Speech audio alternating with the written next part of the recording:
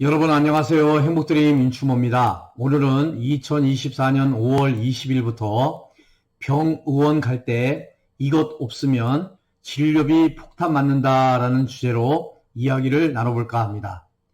5월 20일부터 병의원에서 건강보험 혜택을 받으려면 신분증을 꼭 지참해야 합니다.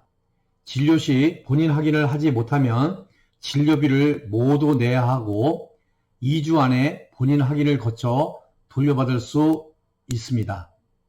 보건복지부는 건강보험 본인 확인 의무화 제도가 5월 20일부터 전국 요양기관 등에서 시행된다고 밝혔는데요. 그간 건강보험을 적용받으려면 별도의 본인 확인 절차 없이 주민등록번호 등을 제시해 진료를 받을 수 있었습니다. 이로 인해 건강보험 무자격자가 다른 사람의 명의를 도용해 건강보험 급여를 받는 등 악용 사례가 계속 발생해 왔었습니다. 국민건강보험공단은 지난 5년간 3만 5천 건의 도용 사례를 적발하고 급여비 약 8억 원에 대해 환수 결정을 내리기도 했다고 합니다.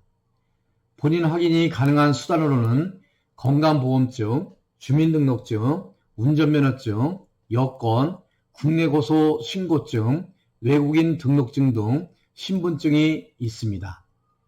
공동인증서, 간편인증 등 전자서명인증서나 통신사, 신용카드사, 은행사 본인 확인 서비스, 모바일 건강보험증 또는 QR코드를 제시하는 경우에도 본인 확인을 받을 수 있습니다. 다만 모바일 건강보험증을 다른 사람의 명의의 휴대폰에 설치할 수 있는 등 일부 부정사용 가능성이 문제로 지적되기도 했습니다.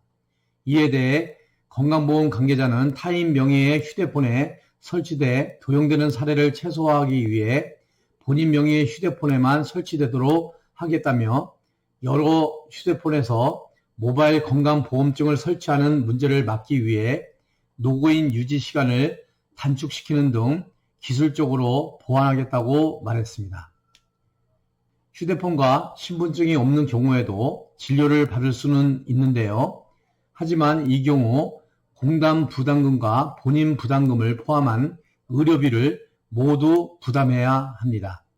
다만 진료를 받고 14일 이내에 신분증과 영수증을 모두 지참해 요양기관을 방문하면 차액 부분, 즉 공단 부담금을 환급받을 수 있습니다.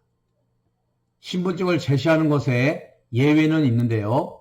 미성년자나 6개월 이내에 재진하는 경우, 처방전에 따라 약국, 약제를 지급하는 경우, 진료 의뢰 및 회송을 받는 경우, 응급환자, 거동불편자 등 본인 확인을 하기 어려운 경우에는 예외 사례로 인정됩니다.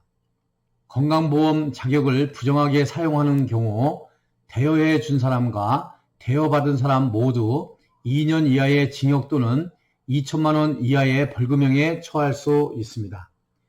부정 사용한 금액은 모두 환수합니다. 본인 확인을 하지 않은 요양기관에는 100만 원의 과태료를 부과하게 되는데요. 1차 위반 시에는 30만 원, 2차 위반 시에는 60만 원, 3차 위반 시에는 100만 원의 과태료가 부과됩니다.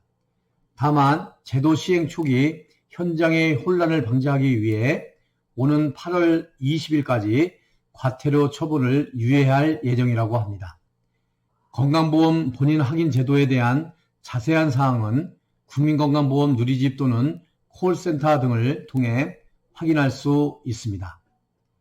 이 영상이 여러분들에게 많은 도움이 되시길 바라며 이 영상이 도움이 되셨다면 구독과 좋아요 꾹꾹 눌러주시고요. 주변 분들에게도 많은 공유를 부탁드립니다. 행복드림 윤추모였습니다. 여러분 감사합니다.